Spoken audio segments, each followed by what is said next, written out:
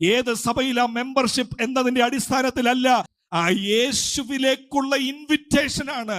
ദാഹിക്കുന്നവരെല്ലാം എവിടെ നിന്നോണ്ടാ ഇത് പറയുന്നത്? ടെമ്പിൾ മൗണ്ടിൽ 36 ഏക്കർ നിൽക്കുന്ന വലിയ ഭൂമിയിൽ അന്നത്തെ അറിയപ്പെട്ടിരുന്ന ലോകത്തിലെ മഹാത്ഭുതം പോലെ ചിന്തിച്ച് ആകാശത്ത് മുത്തം കൊടുത്ത് നിൽക്കുന്ന ഈ യെരുശലേം ദേവാലയം സ്വർണമെല്ലാം വെട്ടിത്തിളങ്ങുന്ന ആ ഒരു സ്ഥലത്ത് നിന്നുകൊണ്ട് പറയുക, ദാഹിക്കുന്നവനെ, നിന്റെ ദാഹത്തെ ശമിപ്പിക്കുവാൻ ഈ കെട്ടിടത്തിന് കഴിയത്തില്ല, ഈ 36 ഏക്കറിന് കഴിയത്തില്ല, ഇവിടത്തെ സമ്പ്രദായങ്ങൾക്കൊന്നും കഴിയത്തില്ല.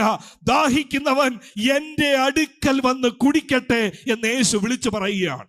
ഏത് സഭയിലാ മെമ്പർഷിപ്പ് എന്നതിന്റെ അടിസ്ഥാനത്തിലല്ല ഈ ജീവജല നദി ഒഴുകുന്നത്. എത്ര സാമ്പത്തിക സൗകര്യമുണ്ട് എന്നതിന്റെ അടിസ്ഥാനത്തിലല്ല ജീവജല നദി ഒഴുകുന്നത്.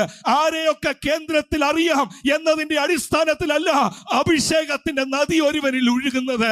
വിശ്വസിച്ചുകൊണ്ട് യേശുവിന്റെ അടുക്കലേക്ക് അടുത്ത് വന്നാൽ ഇരിക്കുന്ന ഇടത്ത് തന്നെ ദൈവത്തിന്റെ പരിശുദ്ധാത്മാവ് ഭവനത്തിലായിരിക്കാം, നടന്നുകൊണ്ട് പോകുമ്പോഴായിരിക്കാം, വാഹനം ഓടിക്കുമ്പോഴായിരിക്കാം, സ്ഥലകാല പരിമിതികളില്ലാതെ യേശുവിന്റെ സാന്നിധ്യം നമ്മുടെ ഉള്ളിലേക്ക് ദൈവം പകരാൻ വിശ്വസ്തനാണ്.